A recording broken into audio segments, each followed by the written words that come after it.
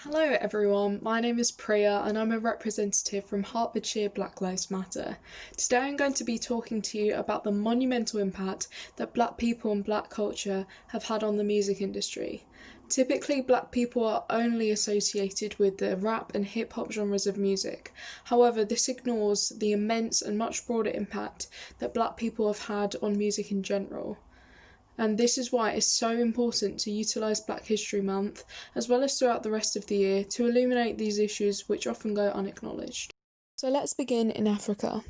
To generalise, African music is rich in percussive, syncopated and highly rhythmic-based structures. When Africa was then colonised and its people forced into slavery in Britain and America, as well as other places around the world, they brought with them this musicality, as well as instruments such as the banjo, xylophone and some other drum-based instruments. The African people were then forced to renounce their previous religions and to follow Christianity, which then introduced them to choral music.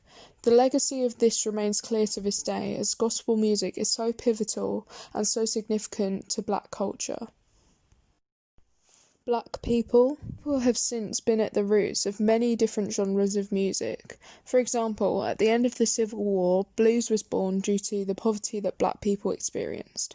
Barbershop quartets were predominantly black as well, due to barbering being the occupation of choice for black people who didn't work in the fields. Unfortunately, this music was then appropriated and used in minstrel shows to ridicule black people. Jazz was also founded by black people after World War II, particularly in New Orleans, and the swing era was later ushered in Kansas City by people like Charles Parker, which introduced swing rhythms, saxophones and trumpets to jazz. R&B quickly became popular, stemming from the swing era, using a faster beat, more bass and fewer instruments. This is what we now know today as Motown.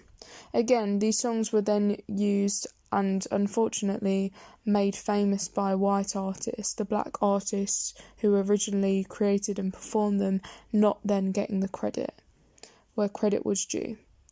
Hip-hop and rap were founded in the 1980s as a rebellion against the poverty and the lesser standard of life that black people experience in comparison to their white counterparts at the hands of police, politicians and society as a whole.